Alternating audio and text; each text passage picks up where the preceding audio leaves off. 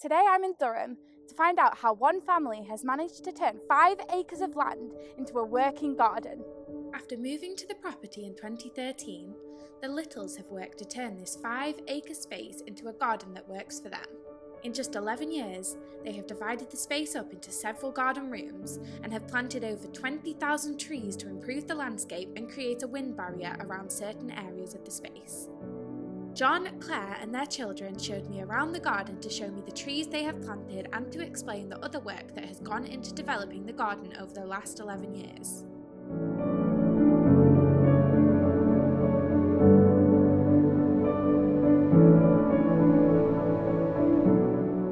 When we arrived, or when we looked around in 2013, the grass was sort of about up to here, all the way through into towards the house there.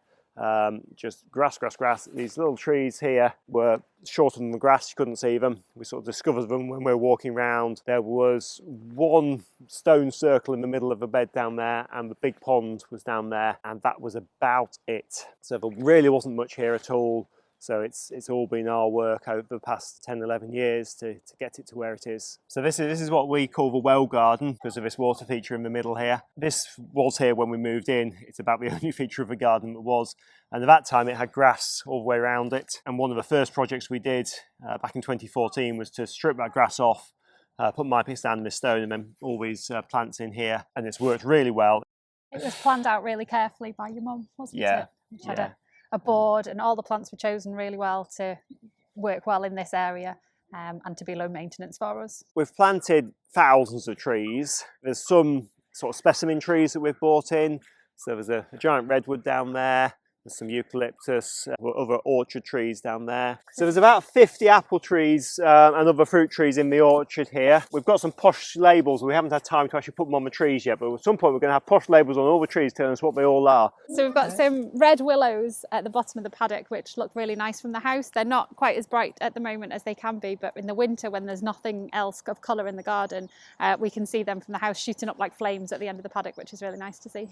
The front of this bed again, there's more specimen trees. So there's probably maybe a couple of hundred nicer trees, and then the other 4,800 are native trees which we've planted in a mixture of hedges and woodland areas. The first lot we planted in sort of random, trying to get a natural feel to it, and it was a nightmare to maintain. It was taking me an hour to mow around those trees, you know, every time we had to do it, and it was only like a small area. So after that, the next lot we put them in straight lines. So the idea was you can mow between them, which meant we were covering, I mean, we had about an acre we planted that time, but we were able to mow through and keep on top of the grass efficiently. So this area of woodland we planted over a couple of years, back in about 2014, 2015. It's about an acre and it was planted with trees, most of which were provided by the Woodland Trust. More recently we've started opening up some passages through so you can actually get into the woodland and explore it, and we're starting to work on filling in down the sides a bit so it's less of a corridor down the side of the woodlands. We've also planted the trees to make our maze, so it's about a quarter of an acre of Hornbeam Maze, and we're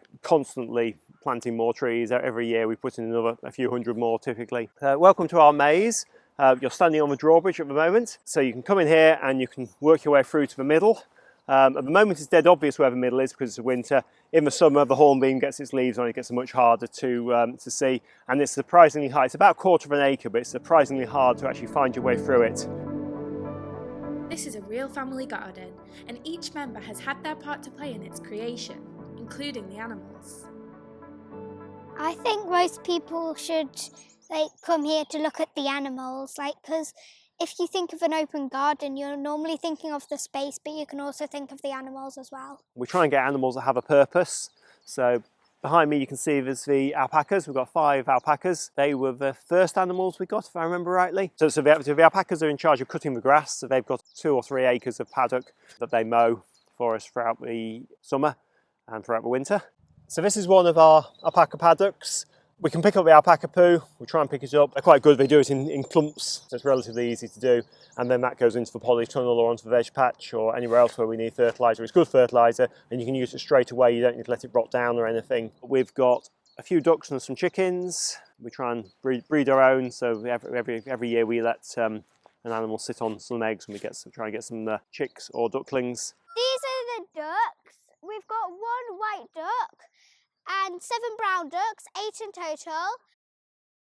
This is our chicken area. Chicken's purpose is for laying eggs and stuff. So when we go out and we collect the eggs, we just go and make them into nice cakes.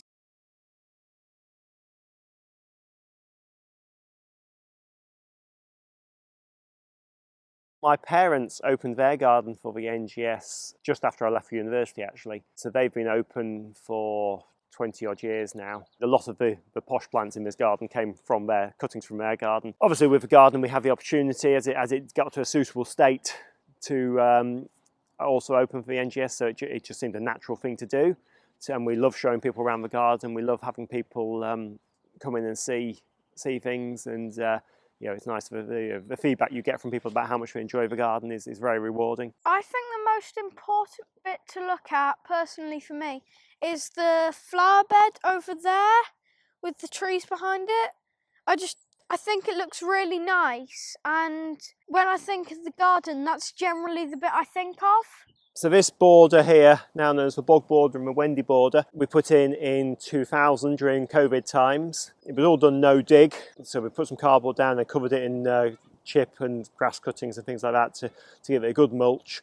And then we planted it up in that autumn. All sorts of planting in here. There's the copper beeches, quite a lot of lupins and dahlias, foxgloves. We kind of let stuff fight it out. That's kind of the way we work. If it doesn't survive, then it doesn't survive and we don't plant it again. It's one of those gardens where different people have different areas that they really enjoy.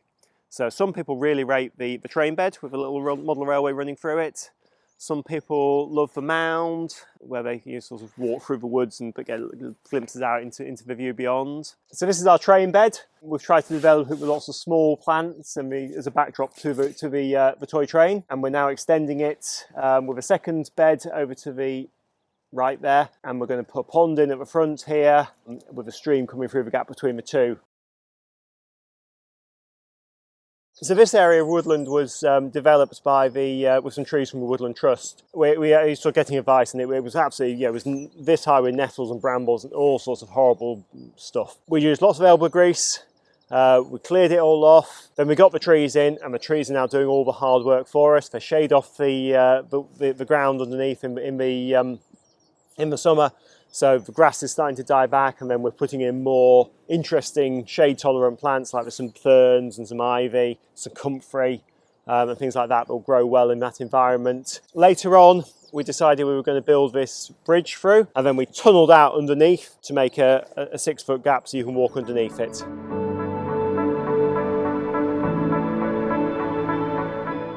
I think we would like the visitors to just have a nice time, enjoy the space, and maybe get some ideas for their own gardens. Obviously most people don't have 5 acres to play with, but we don't garden a 5-acre garden. We garden modules, rooms, call them what you like. And I think probably there's something people can take away from this bit or that bit that would fit in their garden, even if they can't do 5 acres worth. So it's a big enough garden that you can certainly come back twice and find a new bit you haven't seen before. The stables is open to the public through the National Garden Scheme on the 23rd of June, alongside other gardens that are nearby as a group known as the Old Quarrington Gardens. For more information, head over to the NGS website.